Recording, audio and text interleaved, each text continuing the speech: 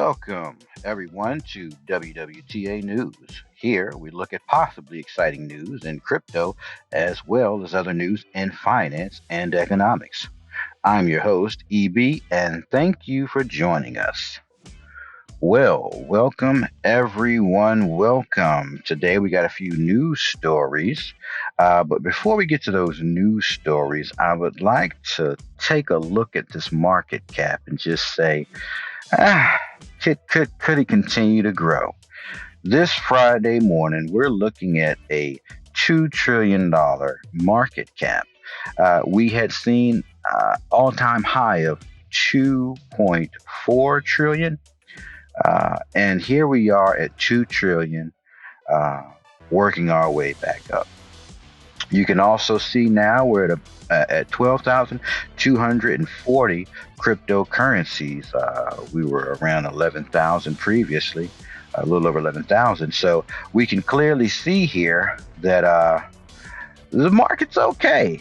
If we could continue to see some growth like this, and we continue to see more money coming into the market, more conversions of currencies into this market, and this market cap grow, things would be awesome. And I want to point out before we get into these news articles, that market cap, you see, that's the total market cap, total for the cryptos. So in this crypto space, that's what we're looking at. And when we compare all the money and assets and value that exist outside of this space, that 2 trillion is less than a fraction of a penny in comparison to the value that's outside of this space.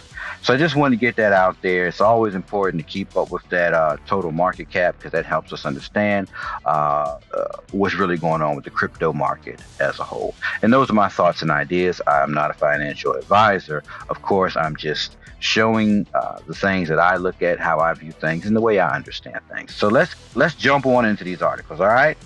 So our first article, Bitcoin-centric e-commerce website Plaza considers adding new cryptos, including Dogecoin, or that doggy coin, right? What's going on? Bitcoin-centric e-commerce website Plaza said it plans to add new cryptocurrencies, including Dogecoin, on its shopping app. All right. So, Plaza, which calls itself the Amazon for Bitcoin, announced on Twitter that it is adding new cryptocurrency payment methods on its shopping app, and asked crypto investors which coins it should add next from among Dogecoin, Litecoin, Bitcoin Cash, and Ethereum, right? So the people seem to like that Dogecoin, right? Dogecoin news has been predominant, right? And we know that, hey man, it may not have been relevant to people, but it's still been existing and holding strong. Let's continue.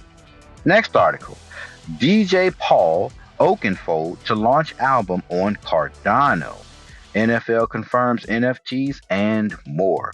But let's check it. It says Cardano founder Charles Hoskinson has teamed up with legendary electronic dance music EDM DJ Paul to launch a tokenized album on Cardano, right?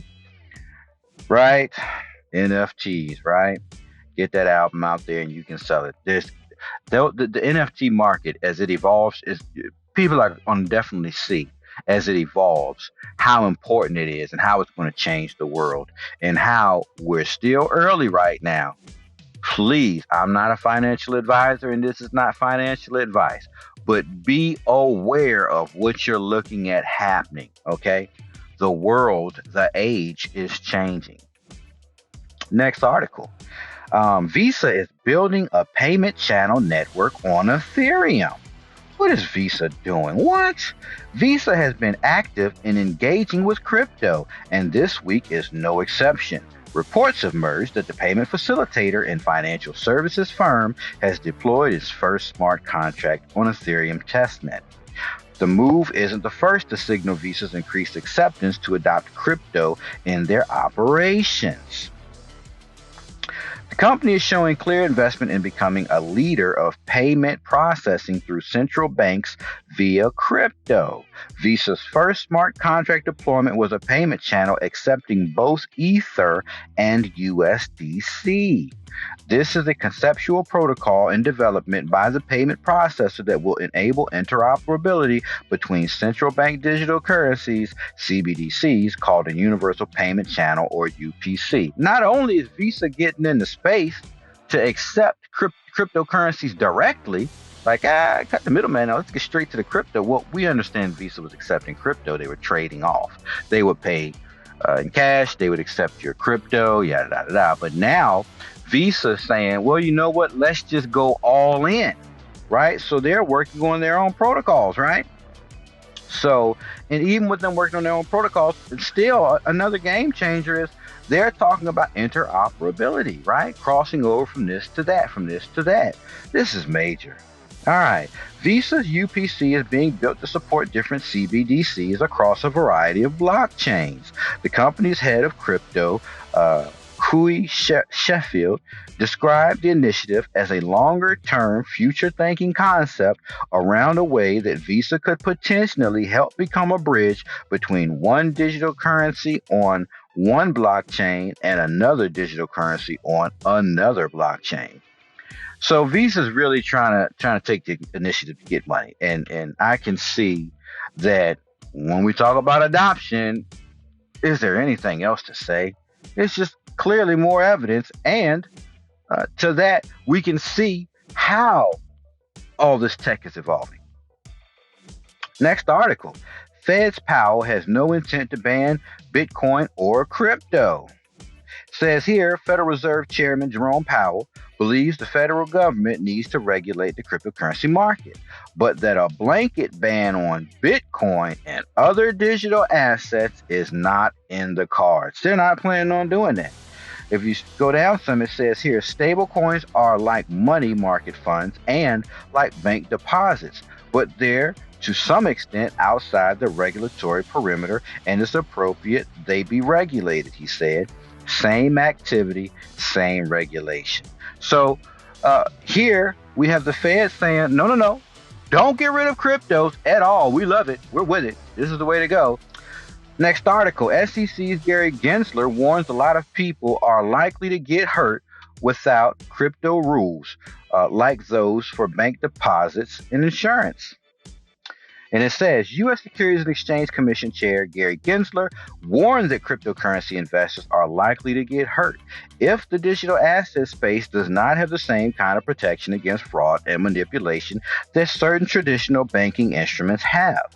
This crypto space is now certainly of a size that without those investor protections of banking, insurance, and security laws and market oversight, I do think somebody's going to get hurt.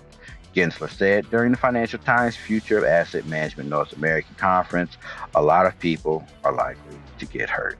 Okay.